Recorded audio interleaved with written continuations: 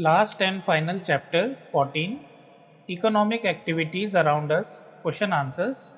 The big questions. Question 1, how are economic activities classified?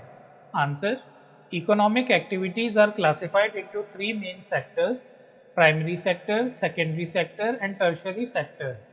These classifications are based on the nature of the activities, specifically how they interact with natural resources, the production of goods, and the provision of services. Question 2, what differentiates these activities to be grouped into sectors? Answer, the differentiation of economic activities into sectors is based on their characteristics and roles in the economy. First, primary sector involves activities directly dependent on natural resources such as agriculture, mining, fishing, and forestry. Second, secondary sector involves the processing of raw materials from the primary sector into finished goods such as manufacturing, construction, and utilities. Third, tertiary sector involves the provision of services that support the primary and secondary sectors such as transportation, banking, healthcare, and communication. Question 3, how are the three sectors interconnected? Answer, the three sectors are interconnected in a way that the output of one sector serves as the input for another. For example, the primary sector provides raw materials like milk from dairy farming. These materials are then processed in the secondary sector, like converting milk into butter or cheese. Finally, the tertiary sector facilitates the distribution and sale of these products to consumers through services like transportation and retail. These interdependence ensures the smooth functioning of the economy as a whole, with each sector supporting and enabling the activities of the others. Think about it, page 199. Can you think of any primary activities that you may have seen in the past? What are the natural resources used in these activities? Name two of them and discuss your experiences with your classmates. Answer, two examples of primary activities based on my experiences. First, agriculture, farming. Natural resources used: soil, water, seeds, and sunlight. Experience: I have seen farmers plucking fields, planting seeds, and harvesting crops like wheat and rice. The entire process heavily depends on natural resources, especially fertile soil and adequate water supply. Watching the transformation from a bare field to a lush green farm ready for harvest is quite fascinating. The seasonal changes and the farmer's hard work directly impact the yield. Second, fishing. Natural resources used: water bodies like rivers, lakes, seas, fish, and aquatic plants. Experience: I have observed fishermen casting their nets in rivers early in the morning. The process involves skill and patience as they wait for a good catch. The abundance of fish depends on the health of the water body and the ecosystem. It's interesting to see how the fishermen use traditional knowledge to locate fish rich areas and how their livelihoods are closely tied to the natural environment. These activities highlight the dependence on natural resources and the intimate connection between primary activities and the environment. Let's explore page 200. Now that we have seen some examples of secondary sector activities, can you name two more economic activities in the secondary sector? Answer, two additional examples of economic activities in the secondary sector. First, textile production. This involves the processing of raw cotton into yarn and fabric, which is then used to make clothing and other textile products. The activity takes the raw material from the primary sector, that is cotton farming, and transforms it into finished goods through various manufacturing processes. Second, food processing. This includes activities such as converting raw agricultural products like fruits, vegetables, grains, and meat into packaged food items like canned vegetables, ready to eat meals, and processed meat products. This sector adds value to the raw materials by turning them into consumable products that can be sold in the market. These examples illustrate the role of the secondary sector in transforming raw materials into products that are ready for use or consumption. Think about it, page 207. Observe the different stages of the process shown in figure 14.1 on page 206. and discuss them with your fellow classmates. Answer.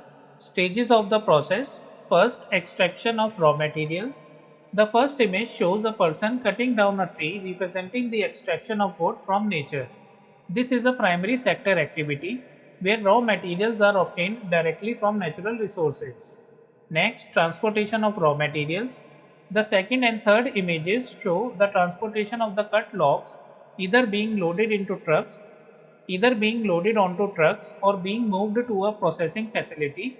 This step involves the logistics required to move raw materials from the extraction site to where they will be processed. This can be considered a tertiary sector activity supporting the primary sector. Next, processing of raw materials. The fourth image shows the processing of the raw wood into paper. This represents a secondary sector activity where the raw material wood is processed into a usable product, paper. Next, manufacturing and packaging. The fifth and sixth images depict the manufacturing and packaging process. In the fifth image, the paper is further processed, possibly printed with text or images. The sixth image shows the packaging of these products, preparing them for distribution. These are also secondary sector activities where the product is finalized and made ready for sale. Next, distribution and retail. The final image shows the finished products like books being sold to consumers in a store. This is a tertiary sector activity where the products reach the end users through retail, completing the cycle from raw material to finished goods available for purchase. Discussion points. Interdependence.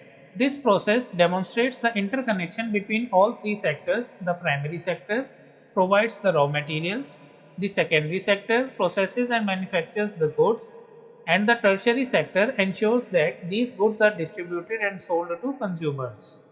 Next, economic value addition. At each stage, value is added to the raw material, transforming it from a basic natural resource into a finished product that can be sold for a profit. Next, environmental impact. Consider how each stage, especially the extraction of raw materials, impacts the environment and think about sustainable practices that could be applied. These stages clearly illustrate how different sectors of the economy work together to produce the goods we use every day. Let's explore page 207. Label the pictures in the illustration shown in figure 14.1 on page 206 as first primary sector, second secondary sector, third tertiary sector. Answer. So friends, this is primary, this is tertiary, this is tertiary, this is tertiary, this is secondary, this is secondary, this is secondary, and this is tertiary. So you can note them down. Let's explore page 208. List the economic activities in your neighborhood and label them appropriately as primary, secondary, or tertiary. Draw arrows to show how they are connected to each other. In what ways are they dependent on each other? What would happen if one of the activities ceased to exist? Answer. The list and categorize economic activities in a neighborhood along with how they are interconnected and dependent on each other. Economic activities in the neighborhood. First, primary sector, agriculture, growing vegetables and fruits in local farms. Next, fishing, a nearby lake where fishermen catch fish. Secondary sector, food processing, a small factory that processes local produce into canned goods. Next, textile manufacturing, a workshop that produces clothing from raw cotton. Next, tertiary sector, retail stores, shops that sell fresh produce, canned goods, and clothing. Next, transportation services, trucks that transport goods from farms and factories to retail stores. Next, banking, a local bank that provides financial services to businesses and residents. Next, healthcare, a nearby clinic offering medical services. Connections and dependencies. First, agriculture, primary, food processing, secondary, retail store, tertiary. Next, fishing, primary, retail stores, tertiary. Textile manufacturing, secondary, retail stores, tertiary. Next, transportation services, tertiary, connect farms, factories, and retail stores by moving goods between them. Next, banking, tertiary, supports all sectors by providing loans, savings, and payment services. Next, healthcare tertiary supports the workers in all sectors by ensuring they remain healthy. Interdependence. The primary sector, agriculture, fishing, provides the raw materials needed by the secondary sector, food processing, textile manufacturing. The secondary sector processes these materials into goods, which are then sold by the tertiary sector retail stores. Transportation services are vital for moving goods between all sectors. Banking provides the financial support necessary for these activities to function. Healthcare ensures that the workforce remains productive across all sectors.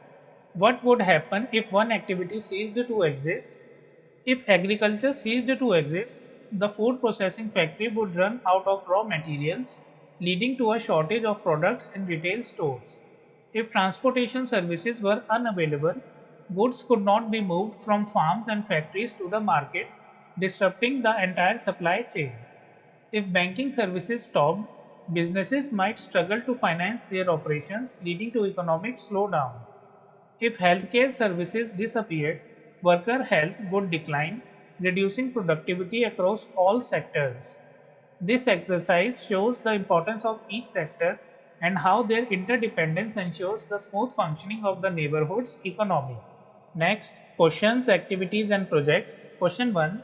What is the primary sector? How is it different from the secondary sector? Give two examples. Answer. The primary sector involves activities that are directly connected to natural resources, such as the extraction of raw materials from nature. This includes agriculture, fishing, mining, and forestry.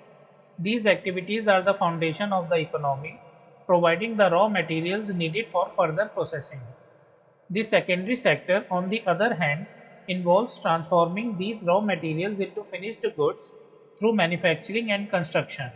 It adds value to the products obtained from the primary sector. Examples: agriculture, growing crops like wheat and rice; fishing, harvesting fish from rivers or seas. Question 2. How does the secondary sector depend on the tertiary sector? Illustrate with a few examples. Answer. The secondary sector depends heavily on the tertiary sector for the smooth functioning of its operations. The tertiary sector provides essential services such as transportation, banking, communication, and retail, which support the production and distribution processes in the secondary sector. Examples: transportation. Finished goods from factories need to be transported to markets requiring trucks, railways, or shipping services. Banking. Manufacturers rely on banking services for financing, payments, and investments, which are critical for their operations.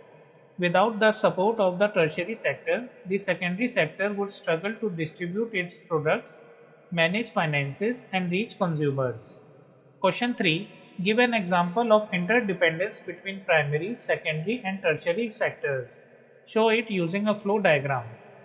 Consider the production and sale of bread. The primary sector involves wheat farming, where wheat is grown and harvested. The wheat is then sent to a flour mill, a secondary sector activity, where it is processed into flour. The flour is then used by a bakery to produce bread. Finally, the bread is distributed and sold in supermarkets or bakeries, which is part of the tertiary sector. So the flow diagram is: the primary sector involves wheat farming, where wheat is grown and harvested. Next, secondary sector, processing of wheat into flour. Next, tertiary sector, bread is distributed and sold in supermarkets or bakeries. Friends, we have completed all the question answers from the chapter, and with this video we have completed all the question answers of all the chapters from the subject class 6 social science. You can find all the videos in the playlist. If you like the video, kindly like it and share it with your friends. Thank you for watching.